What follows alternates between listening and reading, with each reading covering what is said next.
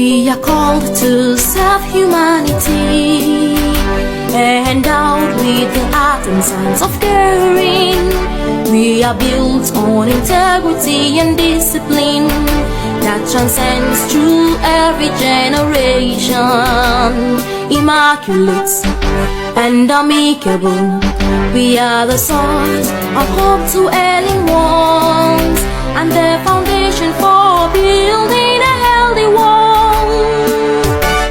Together we shall stand.